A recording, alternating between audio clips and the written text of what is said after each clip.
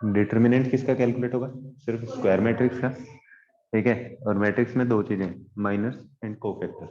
Minor क्या होगा? जिस भी एलिमेंट के लिए कैलकुलेट करना है उस रो और उस कॉलम को हटा दो जिसमें वो एलिमेंट है, रिमेनिंग का डिटर्मिनेंट क्या होगा? माइनर।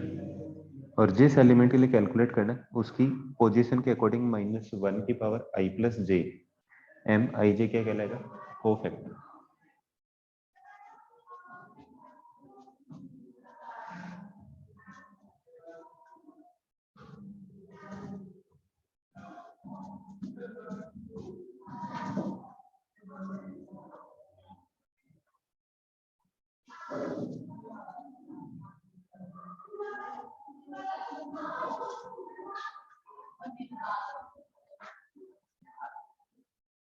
इतना क्लियर है?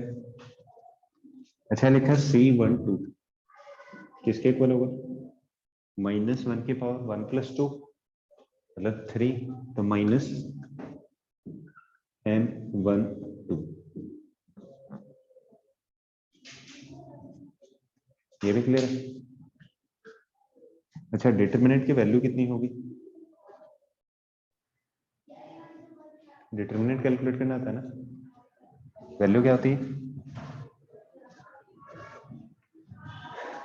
ए का डिटर्मिनेंट या डेल्टा बोलो, determinant of A is equal to क्या आएगा? A11 मतलब पहली पोजीशन, इसके साथ माइनर ऑफ A11, इसका इस डिटर्मिनेंट के साथ फिर माइनस क्या आएगा? BM12, या बी की जगह ये लिख दो पोजीशन के अकॉर्डिंग A12, फिर प्लस A13M13, ठीक है। अगर ये वाले दोनों साथ में सेम आ रहे हैं तब तो क्या आएगी इसकी वैल्यू? अगर चेंज कर दिया, चेंज मतलब A11 M21 minus A12 M21 plus A13 M31, तो इसकी वैल्यू क्या आएगी? सॉरी 23 था ना,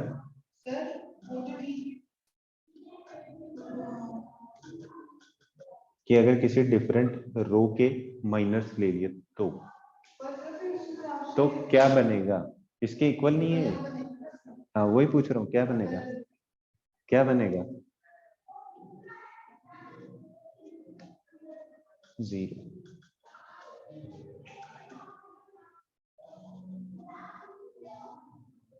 अच्छा इसी को माइनर के अलावा को फैक्टर के रेस्पेक्ट में लिखूं तो क्या आएगा? A11 C11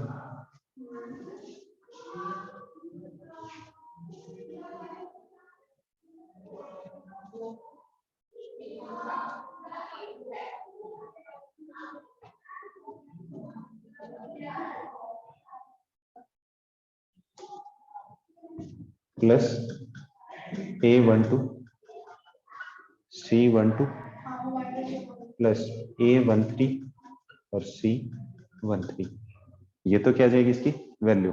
लेकिन वही किया, A11 C21 डिफरेंट के साथ या 31 के साथ, तो हमेशा वैल्यू कैसी आएगी? 0। क्यों? क्योंकि डिटर्मिनेंट में अगर दो रोज सेम हो या दो कॉलम सेम हो तो वैल्यू क्या आती है उसकी? 0। तो प्रॉपर्टीज बाद में, लेकिन इतना याद रखना।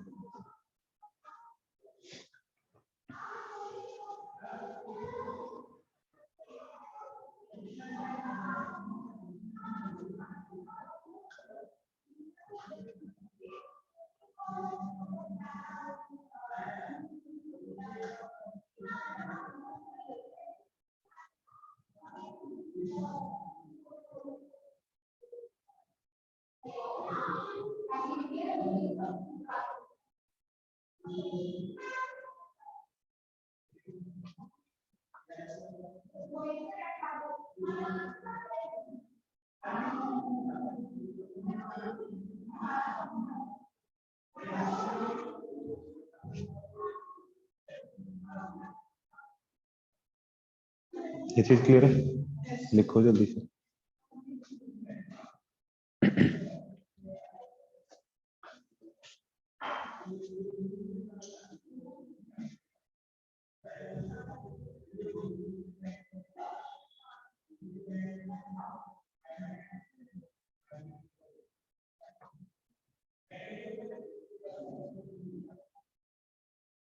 इस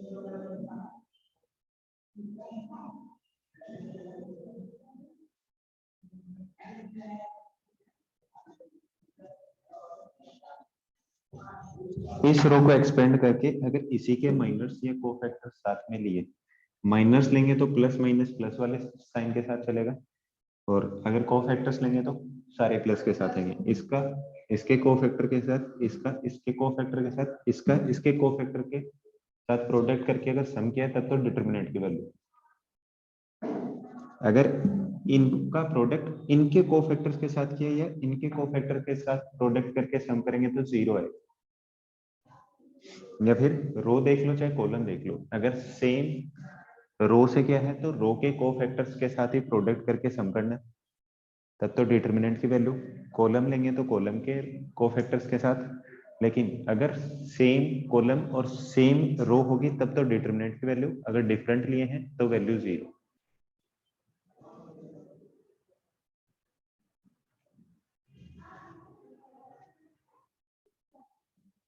इसके कोफैक्टर्स और इसके को सॉरी ये एलिमेंट्स इसके कोफैक्टर्स के साथ करेंगे तब भी जीरो है, डिफरेंट लेंगे तब। माइनस में भी ये केस होगा, हाँ जी वाला। ये नहीं है कि इसके साथ इसका प्रोडक्ट कर दिया, इसके साथ इसका प्रोडक्ट कर दिया, तब डिफरेंट डिफरेंट बन सकते हैं, अदरवाइज सेम रो और सेम कॉलम के लेंगे तब जीरो आएगा।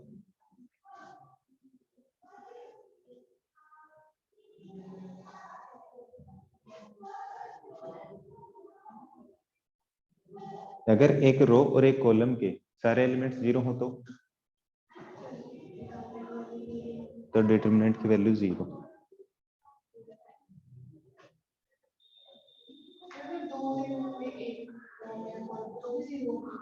तो डायगोनल का प्रोडक्ट,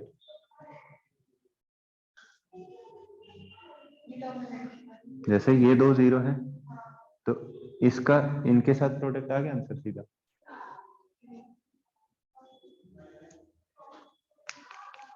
अच्छा, किन्हीं दो रोज को या फिर किन्हीं दो कॉलम्स को आपस में इंटरचेंज किया है तो डिटरमिनेंट की वैल्यू चेंज नहीं होगी।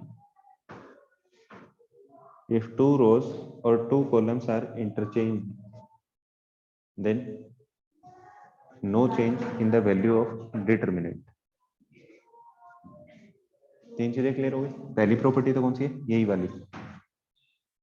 Second, all elements sorry if all the elements of a row or column are zero then the value of determinant is zero।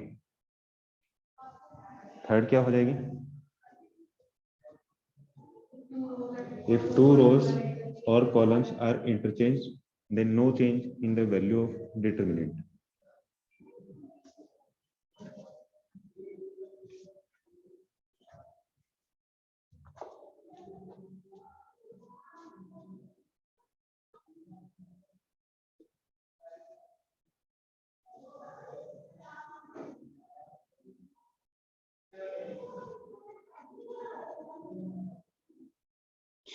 Change क्या था उसमें, सिर्फ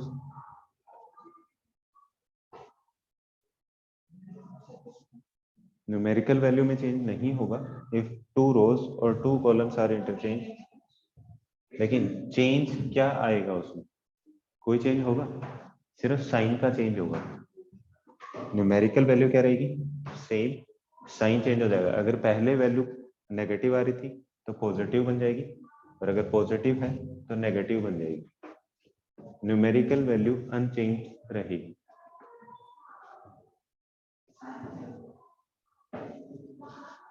अच्छा, ट्रांसपोज क्या होगा, रोज को कॉलम्स में चेंज कर दो और कॉलम्स को रोज में चेंज कर दो।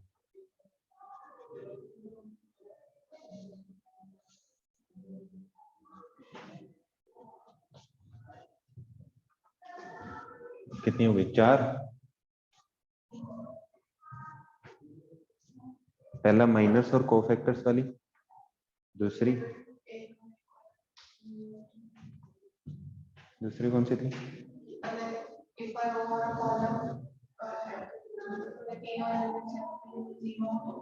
हाँ हाँ, एक रो के सारे एलिमेंट्स या एक कॉलम के सारे एलिमेंट्स 0 हो तब वैल्यू 0। फिर रो और कॉलम को अगर चेंज करेंगे तब तो ट्रांसपोज बन जाएगा। अगर दो रोज या दो कॉलम्स को आपस में इंटरचेंज किया तो न्यूमेरिकल वैल्यू चेंज नहीं होगी, सिर्फ साइन चेंज हो जाएगा। 4 हो गए। फिर if two rows are identical is 0 if two rows or two columns has identical values। Identical मतलब सेम हो, जैसे पहली रो 1 2 3 है, दूसरी रो या तीसरी रो कोई भी दो सेम एलिमेंट्स होंगे दोनों में, तो वैल्यू क्या आएगी उसकी 0।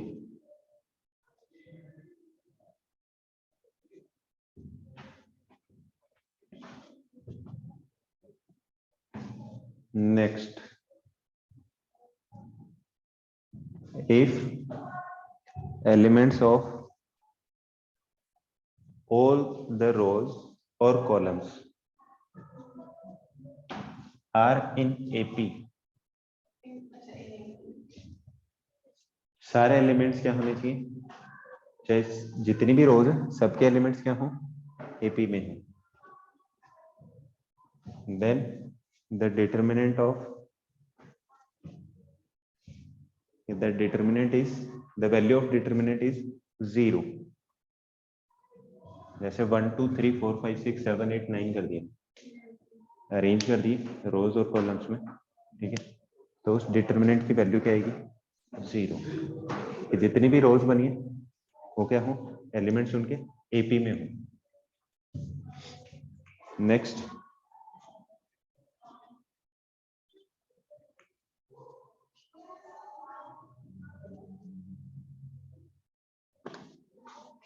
अगर किसी नॉन जीरो कांस्टेंट से मल्टीप्लाई किया है, मैट्रिक्स में क्या होता था, स्केलर मल्टीप्लिकेशन था, क्या था, अगर किसी कांस्टेंट k से मल्टीप्लाई किया है क्या होगा, मैट्रिक्स में तो हर एक एलिमेंट मल्टीप्लाई होगा, डिटरमिनेंट में क्या होगा, या तो किसी एक रो को मल्टीप्लाई करो या फिर सिर्फ एक कॉलम को, डिटरमिनेंट की वैल्यू सेम k टाइम्स हो जाएगी।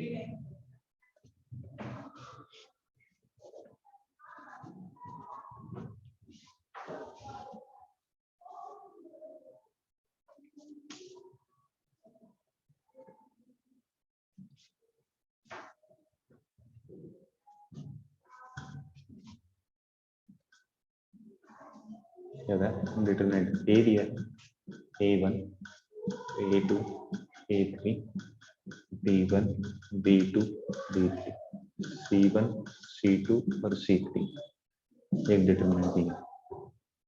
अच्छा ये दिए a1 is equal to a2, b1 is equal to b2 and c1 is equal to c2, इसकी वैल्यू क्या आएगी 0। ये रो और ये रो क्या हो गई, सेम हो गई ना, इक्वल की केस में क्या है, दोनों सेम है, सेम है तो डिटरमिनेंट की वैल्यू 0, आइडेंटिकल हो गई। अच्छा इसको क्या k टाइम्स a, क्या बनेगा, या तो किसी रो को मल्टीप्लाई कर दो या किसी कॉलम को सिर्फ एक, क्या है k a1 k a2 k a3, बाकी की क्या आएंगे b1 b2 b3 और c1 c2 और c3, ये क्या रहेंगी सेम। हाँ ठीक है, अगर सारे एलिमेंट्स k से मल्टीप्लाइड है, ठीक है, तो उसके ऑर्डर पे डिपेंड करेगा कि बाहर क्या आएगा। अगर ये 3/3 का है, हर एक एलिमेंट को k से मल्टीप्लाई किया तो k की पावर 3 से मल्टीप्लाई हो जाएगा। जैसे मैट्रिक्स में था, मैट्रिक्स में सिर्फ क्या होगा k टाइम्स किया तो हर एक एलिमेंट को k से मल्टीप्लाई करना पड़ता है, लेकिन अगर डिटरमिनेंट में हर एक एलिमेंट को k से मल्टीप्लाई कर दिया, इसका मतलब क्या है k की पावर n क्या आएगा, कॉमन आएगा। जैसे 3 है तो k की पावर 3 हर एक रो या हर एक कॉलम से एक के बाहर जाएगा। अगर किसी एक रो और कॉलम को एज ए सम एक्सप्रेस किया जा सके दो टर्म्स में, तो क्या करते हैं, मैट्रिक्स का सम कैसे करते हैं,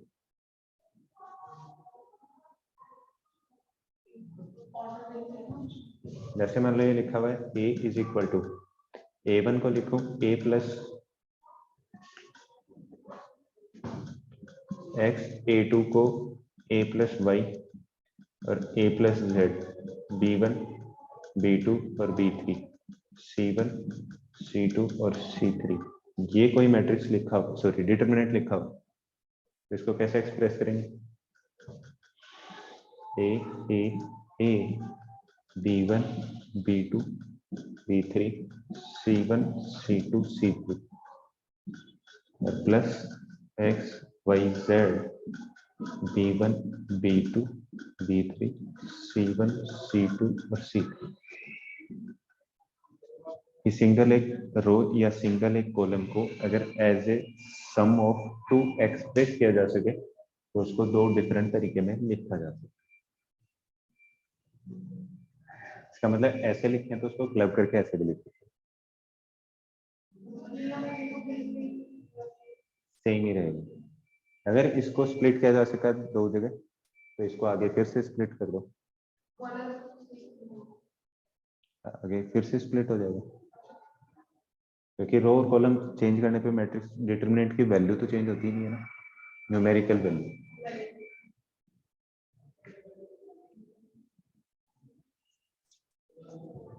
इसका मतलब डिटरमिनेंट का अगर सम किया जाए तो कैसे होगा? या फिर इस प्रॉपर्टी का यूज क्या है?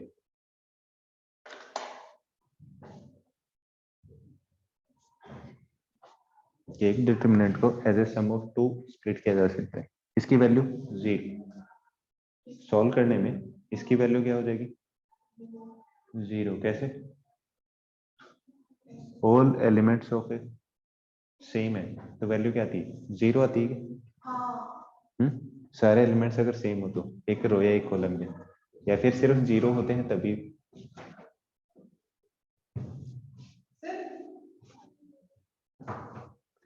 दो रो और दो कॉलम तब 0 होती है, तो वही तो पूछ रहा हूं मैं। ये 0 नहीं होगा, इसमें से एक कॉमन आ जाएगा बाहर, ये बाहर कॉमन आ जाएगा, 1 1 1 होगा तो कैलकुलेशन करने में आसानी होगी। तो ऐसे एक डिटरमिनेंट को as a sum of two represent कर सकते हैं। ये डिफरेंट भी हो सकते हैं, जरूरी नहीं है ए ही रहे। ये नहीं है कि ए प्लस एक्स ए प्लस वाई और ए प्लस जेड ही किया जाए, ये A1 plus x A2 plus x A3 plus x, ठीक है। स्प्लिट करने पे डिपेंड करेगा कि कैसे करना है।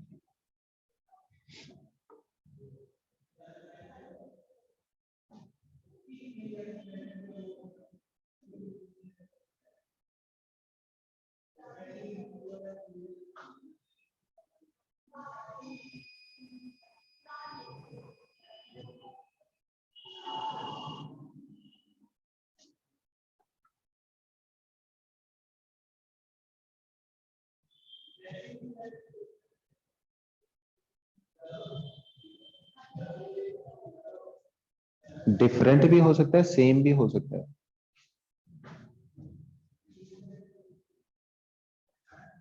ये डिफरेंट भी हो सकता है और सेम भी हो सकता है।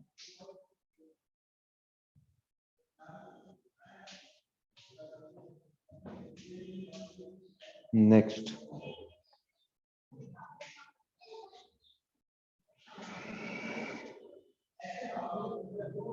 नेक्स्ट क्या है कि किसी भी रो को किसी भी कांस्टेंट से मल्टीप्लाई करके अगर दूसरी रो में ऐड कर दूं या सब्ट्रैक्ट कर दूं, डिटरमिनेंट की वैल्यू चेंज नहीं होगी। पढ़ा होगा रो कॉलम ट्रांसफॉर्मेशन। तो किसी भी रो या किसी भी एक कॉलम को किसी कांस्टेंट से मल्टीप्लाई करके अगर ऐड करूं या सब्ट्रैक्ट करूं तो डिटरमिनेंट की वैल्यू चेंज नहीं होगी। एग्जांपल ये लिखा हुआ है, इसी को चेंज करो, a is equal to A1 plus, लेकिन मल्टीप्लाई क्या करना है? सेम कांस्टेंट से, k B1 minus C1 A2 plus k B2 minus C2 A3 plus k B3 minus C3, फिर B1 B2 और B3, C1, C2 और C3।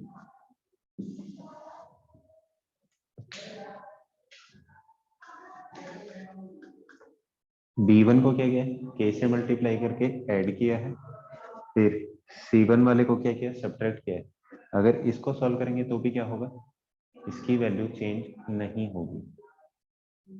कैसे, इसको अगर एज ए, इसको क्या कर सकते हैं, 3 डिटरमिनेंट्स में स्प्लिट कर सकते हैं। ये लास्ट वाला अगर माइनस किया जाएगा, ये और ये क्या आ गए, सेम डिटरमिनेंट की वैल्यू 0। इसको इसके साथ करूंगा बाकी दो के साथ, तो k कॉमन लेने के बाद ये वाली और ये वाली क्या जाएगी कॉलम, सेम, तो ये भी 0। तो बचा क्या, सिर्फ वापस यही बचेगा। तो इसका मतलब वैल्यू चेंज नहीं होगी किसी भी कांस्टेंट से मल्टीप्लाई करके, नॉन जीरो कांस्टेंट से, लेकिन करना क्या है, सेम, चाहे रो में चेंज करो चाहे कॉलम में चेंज करो, क्या होगा, डिटरमिनेंट की वैल्यू चेंज नहीं होगी। लिखो,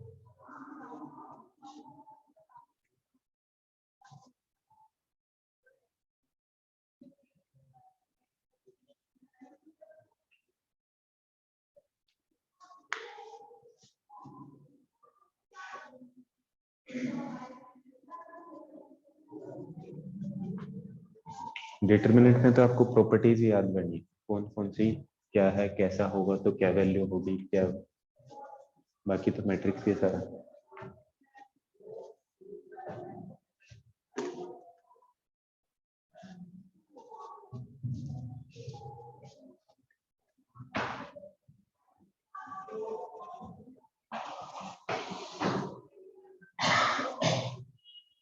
व्हाट इज ट्रायंगुलर मैट्रिक्स?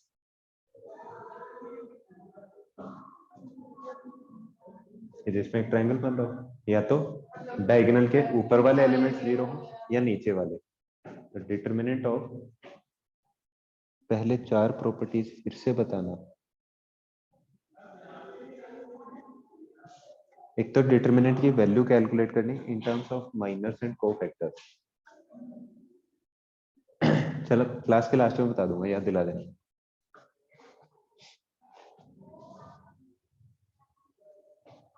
क्या है, डिटरमिनेंट ऑफ ट्रायंगुलर मैट्रिक्स किसके इक्वल होगा, या तो नीचे वाला डायगोनल के नीचे वाले एलिमेंट्स 0 होंगे या ऊपर वाले। तो ट्रायंगुलर मैट्रिक्स का डिटरमिनेंट कितना होगा, product of elements of diagonal, क्योंकि उसमें एटलीस्ट 2 0 होंगे, 3/3 में 2 0, तो प्रोडक्ट ऑफ डायगोनल आ जाएगा, क्योंकि तीसरा भी क्या होगा, 0। इसी में अगर बना के बताऊं तो ये क्या होंगे, सॉरी नहीं मिस्टेक, ये क्या था, C2 C3, ये वाले क्या होंगे 0। इससे एक्सपेंड करूंगा तो क्या आएगा, इन दोनों का प्रोडक्ट माइनस ये 0, तो पहला टर्म क्या आ गई, तीनों का प्रोडक्ट। इससे एक्सपेंड किया तो भी 0, इससे एक्सपेंड किया तो भी 0, तो इसकी वैल्यू कितनी आ जाएगी, A1 B2 और C3। या फिर अगर ऊपर वाले 0 हुए तब भी क्या आएगा, सेम। और डायगोनल मैट्रिक्स का भी क्या होगा, सेम। डायगोनल मैट्रिक्स में क्या था, डायगोनल के एलिमेंट्स छोड़ के बाकी के सारे एलिमेंट्स 0, तो उसमें भी इन तीनों का प्रोडक्ट। डायगोनल मैट्रिक्स और ट्रायंगुलर मैट्रिक्स का डिटरमिनेंट अगर कैलकुलेट किया जाएगा तो हमेशा क्या आएगा, product of elements of diagonal.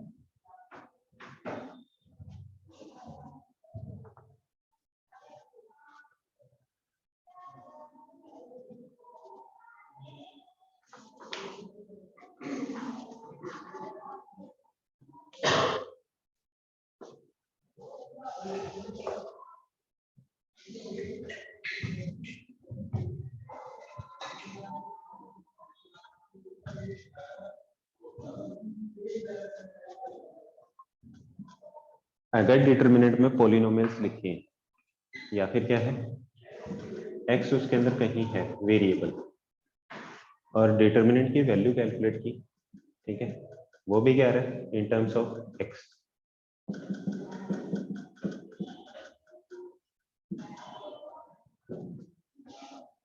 अच्छा, x इज इक्वल टू कोई कांस्टेंट a पे डिटरमिनेंट की वैल्यू 0 आ रही है, तो इसका मतलब कि x क्या है, x माइनस a क्या होगा उसका फैक्टर।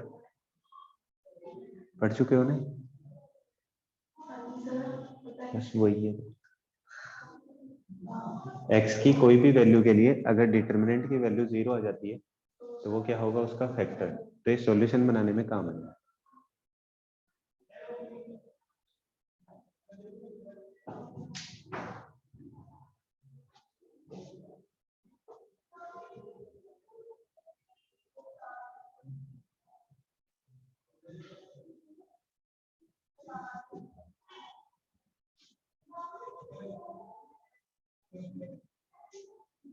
या फिर ये बोला जाए x की जगह अगर a पुट किया, अगर दो रो या दो कॉलम कोई सेम बन जाते हैं तो क्या होगा, तब भी फैक्टर होगा, क्योंकि दो रो और दो कॉलम सेम होने पे वैल्यू क्या आ जाएगी, 0। तो वापस x माइनस ए क्या होगा, उस डिटरमिनेंट का फैक्टर होगा।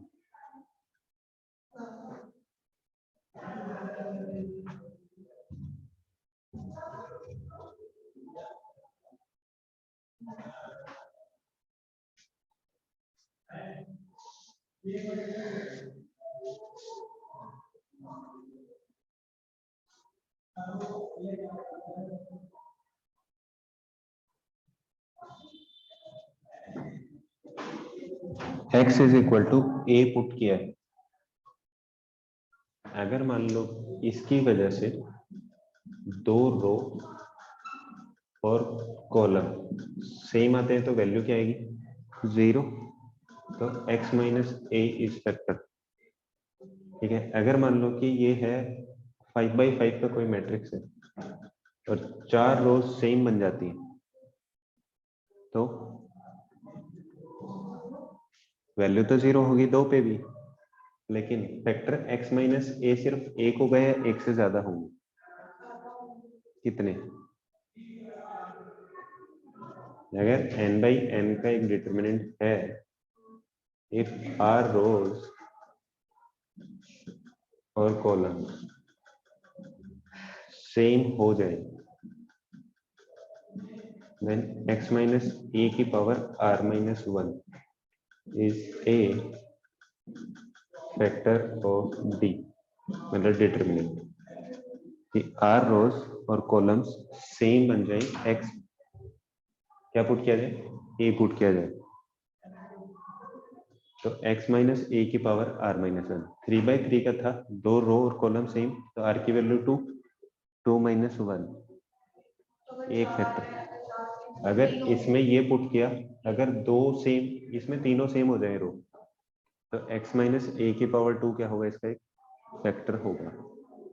तीन रो तब दो होंगे लेकिन दोनों सेम होंगे ना, x माइनस ए की पावर 2 क्या होगा, इसका एक फैक्टर होगा। वो 5/5 की थी तब होंगे ना चार, तो चार तीन फैक्टर हो जाए।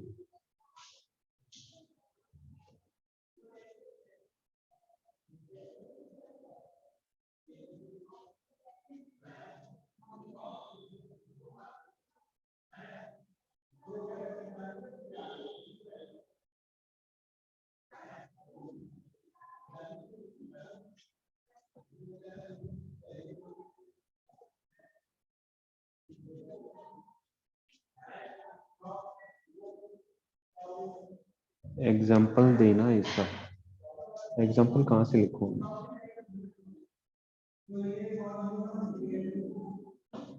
एग्जाम्पल कोई आएगा तो सिंपल एग्जाम्पल दे सकता हूँ, फैक्टर बनेगा सिर्फ, इतने फैक्टर बनेगा वो तो सॉल्यूशन बनाने पे लंबा प्रोसेस बन जाएगा। सिंपल वाले का दे सकता हूँ फैक्टर कैसे कैलकुलेट होगा।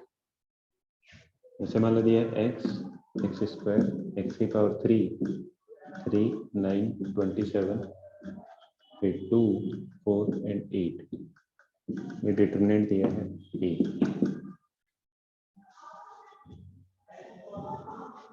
x की वैल्यू 2 पुट करूंगा तो सेम हो जाएगा ये वाला, तो 2 इसका फैक्टर होगा सॉल्यूशन में। x की पावर अगर x की जगह 3 पुट करूंगा तो ये भी सेम हो जाएगा, ये इसके सेम, तो 3 भी इसका फैक्टर होगा। जब आप सॉल्यूशन बनाओगे तो 2 और 3 इसके फैक्टर होंगे, मतलब 6 कॉमन आ जाएगा इसमें से। इसको सॉल्व करेंगे तो 6 समथिंग कुछ जो भी आएगा ब्रैकेट में अलजेब्रिक बनेगा।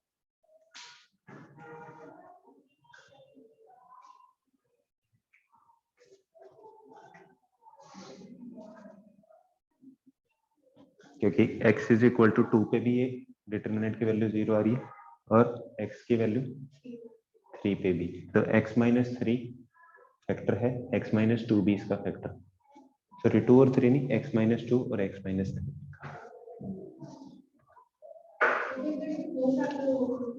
एक आ जाएगा x माइनस 3, x माइनस 2, ये दो फैक्टर है, इसके साथ कुछ हो रहा है, ये दो फैक्टर तो श्योर है।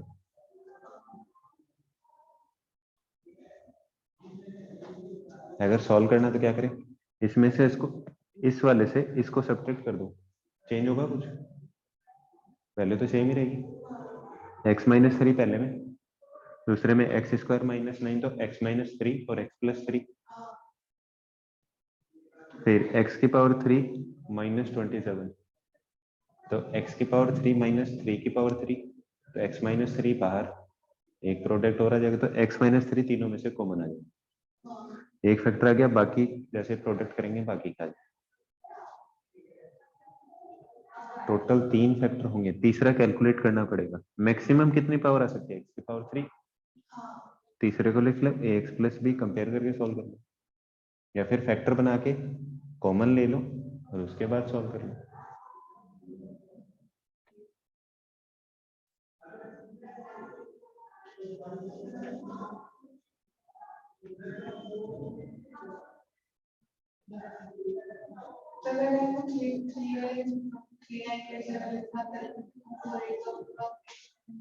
इसको ऐसे लिख लो, x की पावर 3, x की पावर 3, यहाँ लिखा है x minus 3, x square minus 9, x square minus 27, x minus 2, x minus x square minus 4, x की पावर 3 माइनस 8।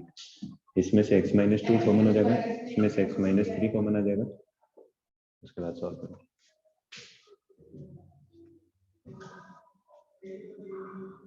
यहाँ पर 1, ये भी 1, x माइनस 3 और ये क्या आएगा, x प्लस 3 और x प्लस 2, इसमें क्या आएगा x square plus x plus 3 और इसमें आएगा एक्स स्क्वायर प्लस एक्स और प्लस 2, नहीं x square plus x plus 4 और इसमें 9 आ जाएगा। उसके बाद सॉल्यूशन बना लो, या फिर सीधा सीधा डिटरमिनेंट को सॉल्व करो और उसके बाद फैक्टर बना लो। ठीक है, अब ऑप्शन में क्या है, दो फैक्टर देख के पता चल जाएगा कि तीसरा ऑप्शन कौन सा, या तो ऑप्शन से एलिमिनेट हो जाएंगे, तो भाई सॉल्व करना पड़ेगा, या फिर सिर्फ एक फैक्टर ढूंढ लो और उसके बाद सॉल्व कर लो।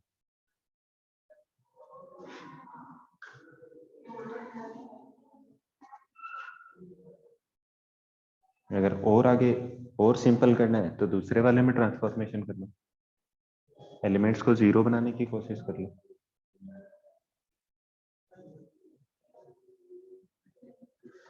इसको 3 से मल्टीप्लाई कर लो, इससे सेपरेट कर दिया, इसको 3 से मल्टीप्लाई किया, इससे सेपरेट कर दिया, ये 2 0 बन जाएंगे, उसके बाद सॉल्व कर लो, एक्सपेंड करना आसान रहेगा।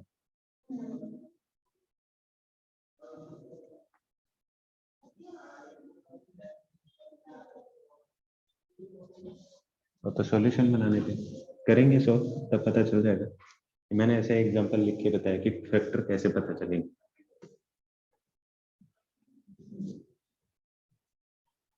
मल्टीप्लिकेशन कैसे होगा, दो डिटरमिनेंट का मल्टीप्लिकेशन कब पॉसिबल है,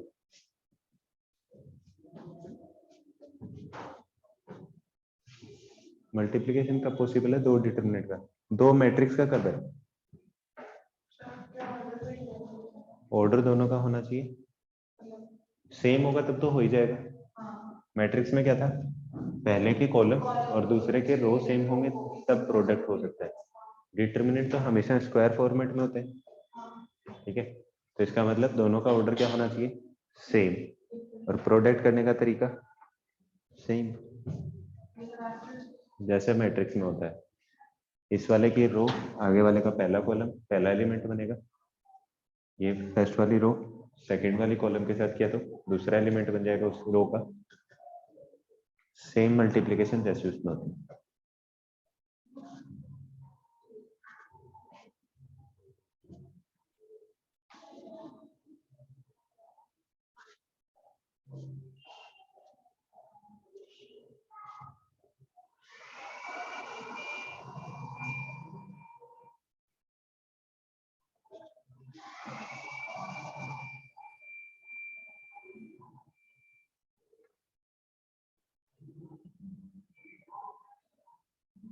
मतलब डिटर्मिनेंट ही बनाना है, वैल्यू नहीं कैलकुलेट करनी।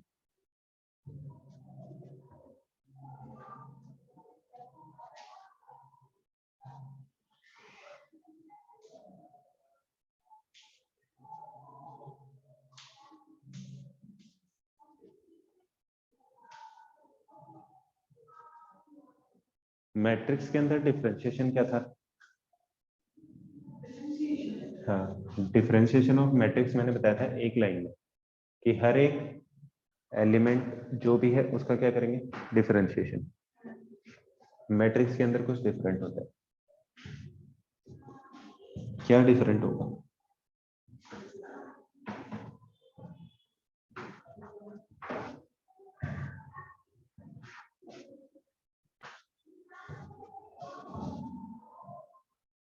चेन रूल लगेगा, मतलब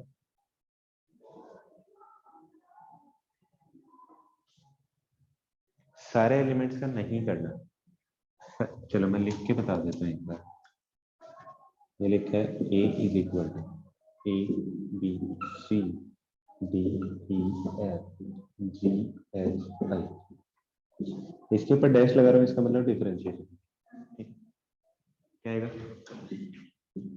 ए का डिफरेंशिएशन, इनका डिफरेंशिएशन डी ई एफ आएगा सेम, जी एच आई मतलब सिर्फ एक रो के एलिमेंट्स के। देन सम सेकंड का,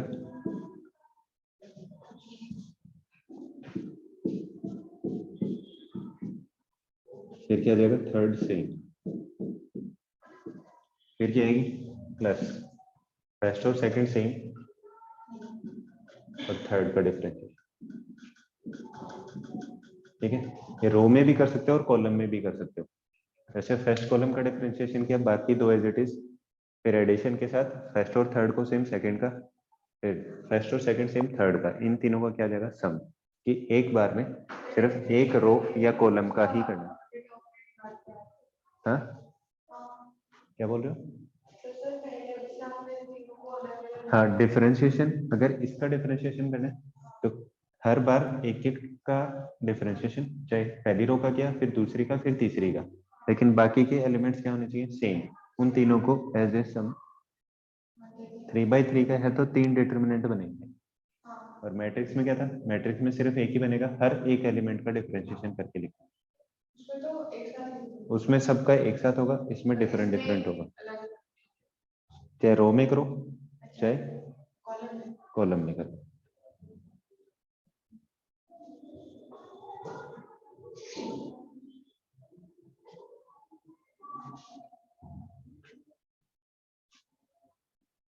सिमेट्रिक और स्क्यू सिमेट्रिक क्या था?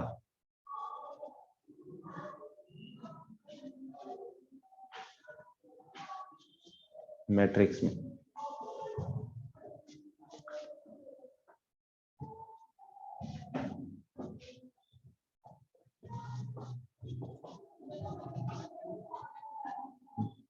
What is symmetric? A is equal to A का ट्रांसपोज इज सिमेट्रिक। डिटर्मिनेंट में भी क्या होगा सेम, कि ए आई जे इज इक्वल टू ए जे आई। ये डायगोनल के एलिमेंट्स छोड़ के कोरेस्पॉन्डिंग जो भी वैल्यूज बनेंगी वो कैसी होंगी, इक्वल।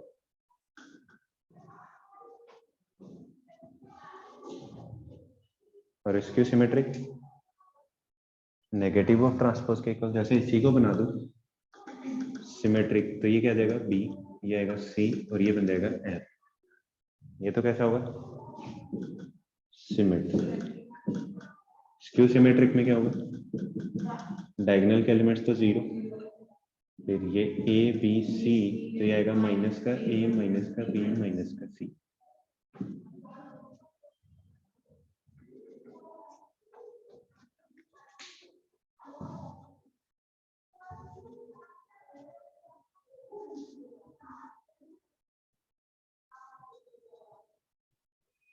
सिमेट्रिक डिटर्मिनेंट की कुछ वैल्यू आएगी, कितनी आती है? हाँ, वो तो सॉल्व करोगे तब भी पता चल जाएगा। एक तरीका तो वो,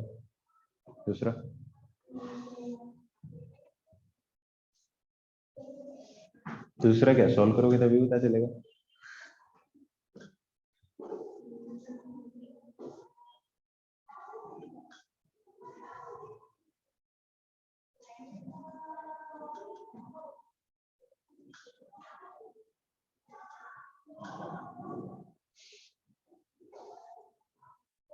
क्या तरीका बताओ सॉल्व करने का? याद तो मुश्किल ही रहे, इन तीनों का प्रोडक्ट लिखते जाओ।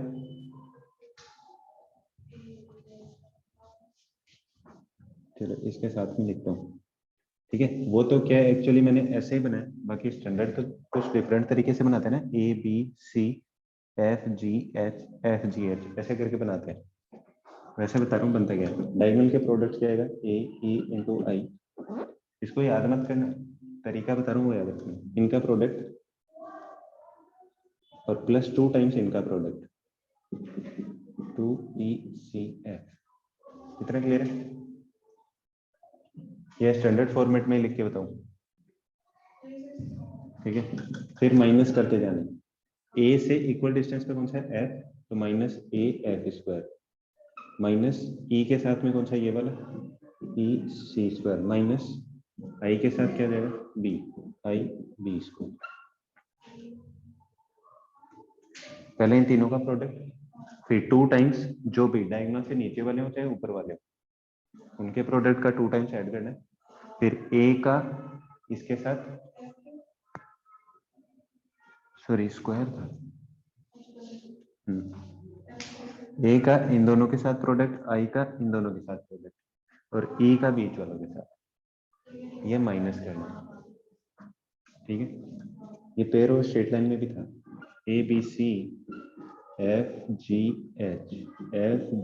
एच, ये बनाते हैं स्टैंडर्ड सिमेट्रिक। इसकी वैल्यू क्या आ जाएगी, A B C minus plus 2 F G H minus A F square minus B G square minus C H square. ये था स्टैंडर्ड फॉर्मेट। हाँ, स्क्यू सिमेट्रिक में तो जीरो हो जाएगा ना, स्क्यू सिमेट्रिक डिटरमिनेंट की वैल्यू 0।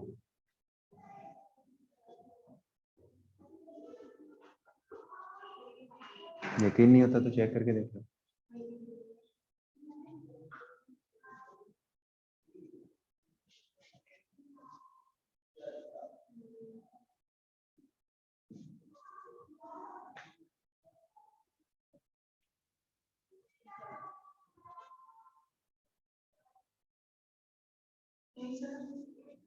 सॉल्व करके देखो।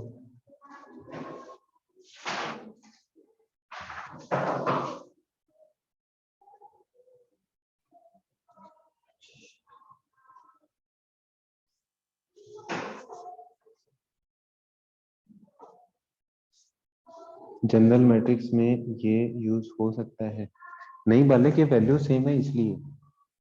बाकी एक्सपेंशन अगर वैसे करोगे ना इसका सिंपल तरीके से, तब भी वैसा ही बनेगा।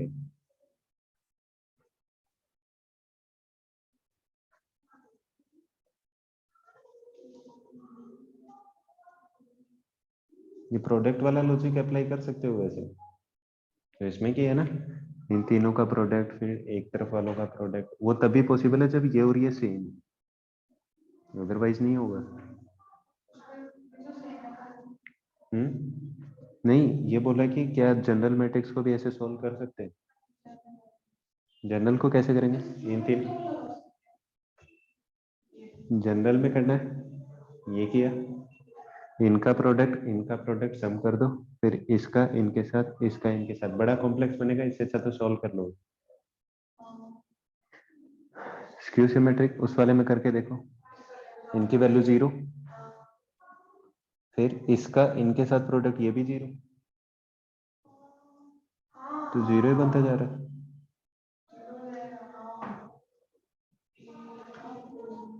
ठीक है, फिर ये वाले इन तीनों का प्रोडक्ट और इन तीनों का प्रोडक्ट, ये पॉजिटिव आएगा, नेगेटिव आएगा, जीरो ही आ रहा है, तो मैं भी तो जीरो ही बता रहा हूँ, लेकिन कंडीशन लिख लेना साथ में।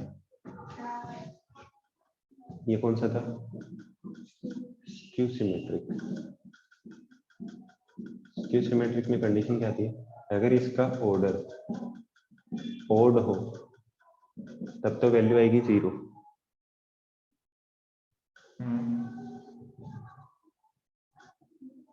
इफ ऑर्डर इज इवन तो आएगा परफेक्ट स्क्वायर।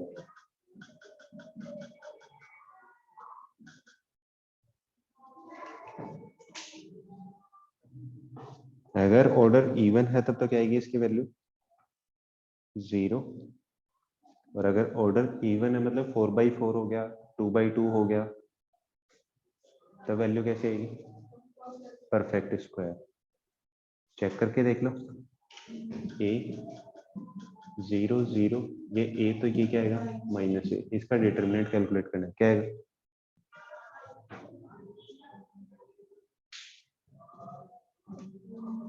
ए स्क्वायर आ रहा है ना, तो परफेक्ट स्क्वायर।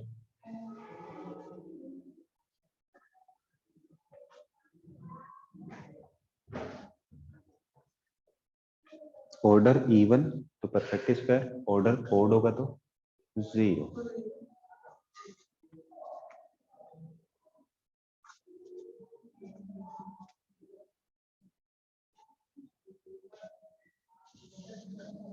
साइक्लिक जानते हो,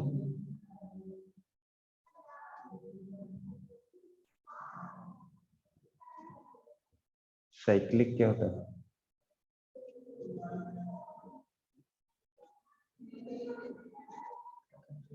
चलो बताते हैं साइक्लिक क्या होता है, ये मिटा दूं।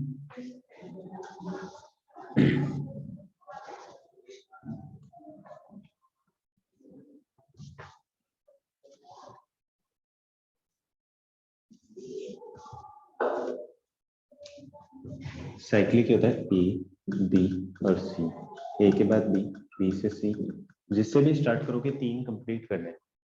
जैसे मान लो पहले स्टार्ट करो ए बी और सी, ए के बाद क्या आएगा बी, बी से स्टार्ट किया बी सी देन ए, फिर सी से क्या सी ए और बी। ये एक रो और कॉलम के, ये रोज क्या है, साइक्लिक अरेंजमेंट किया हुआ है, पहले ए से स्टार्ट किया तीनों कंप्लीट, फिर बी से स्टार्ट किया तीनों कंप्लीट, फिर सी से स्टार्ट किया तीनों कंप्लीट।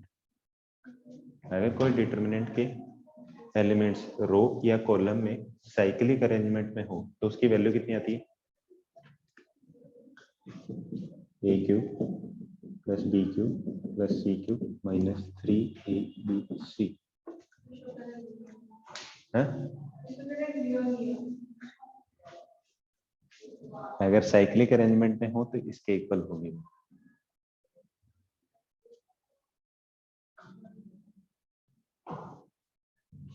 इसको as a product factor, 2 factor में भी लिख सकते हो, क्या आएगा A plus B plus C लिखा जाता है ना, A square plus B square plus C square minus A B minus B C minus C. और फैक्टर बना दो इसके 1/2 A plus B plus C A minus B का square plus B minus C का square plus C minus A का square.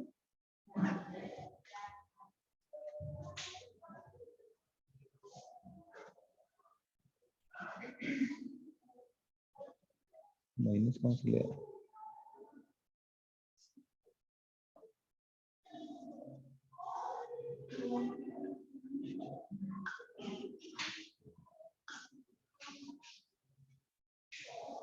ये बताया था ना 10th क्लास में, इसको इसमें कैसे चेंज किया, इसको 2 से मल्टीप्लाई करके किया और 2 से डिवाइड।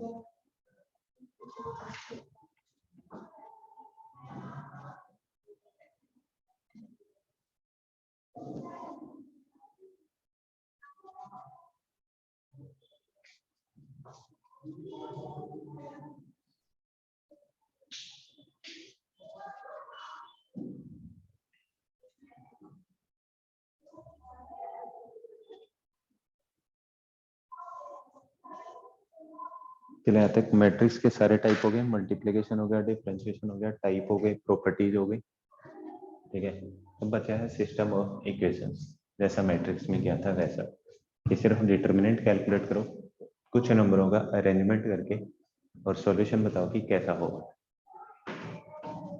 ठीक है, उसके बाद मैट्रिक्स और डिटर्मिनेंट पे करेंगे प्रैक्टिस, दोनों पे।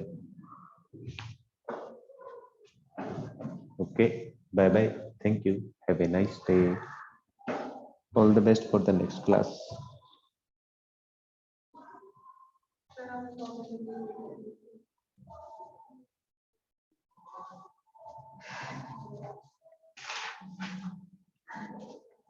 प्रॉपर्टीज कौन कौन सी बतानी थी? फर्स्ट 4। कितने बच्चे हैं? अनमैरिड हूं मैं।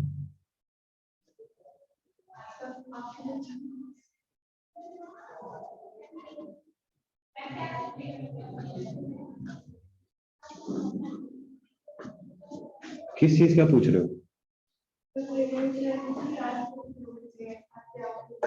अच्छा, कितना बच्चा? सिलेबस, सॉरी, सिलेबस में सिर्फ 2 टॉपिक बचे हुए हैं, अभी तो रिवीजन चल रहा है।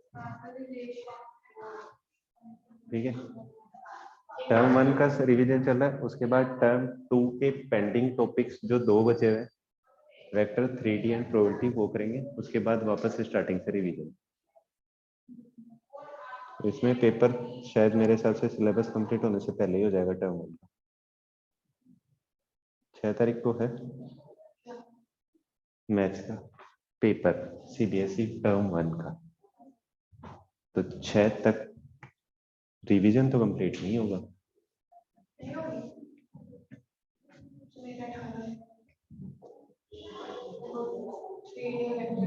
तो जो भी है, अगर एक्स्ट्रा डाउट्स हो तो 4th और 5th को कंप्लीट टाइम सेंटर पे ही रहूंगा, आके पूछ लेना,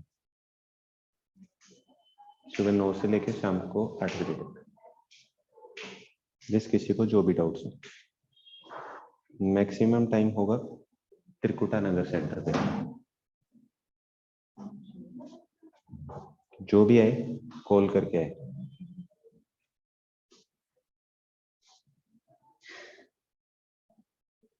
okay, bye bye, thank you, have a nice day.